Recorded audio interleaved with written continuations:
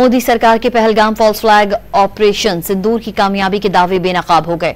भारतीय कॉलम निगार सुशांत सिंह ने पहलगाम हमले से ऑपरेशन सिंदूर तक मोदी की नाकामियां आश्कार कर दी। सुशांत सिंह ने सवाल किया कि पहलगाम हमला अगर इंटेलिजेंस और सिक्योरिटी नाकामी थी तो किसी आला सिक्योरिटी एहलकार या सियासी रहनुमा को जिम्मेदार क्यों नहीं ठहराया गया।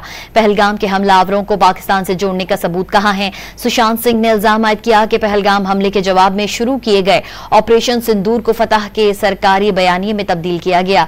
मोदी हुकूमत ने 2019 के बालाकोट फजाई हमलों के नताइज को भी अजीम फतह के तौर पर दिखाया था। अब ऑपरेशन सिंदूर को भी एक कामयाबी के तौर पर पेश करने की कोशिश की जा रही है।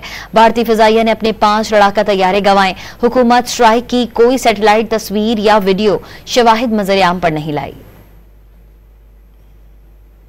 मोदी सरकार के पहलगाम फॉल्स फ्लैग ऑपरेशन सिंदूर की कामयाबी के दावे बेनकाब हो गए।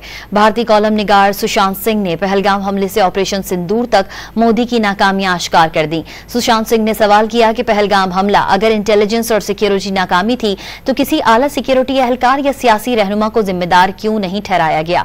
पहलगाम के हमलावरों को पाकिस्तान से जोड़ने का सबूत कहां है। सुशांत सिंह ने इल्जाम आयद किया कि पहलगाम हमले के जवाब में शुरू किए गए ऑपरेशन सिंदूर को फतह के सरकारी बयानिए में तब्दील किया गया।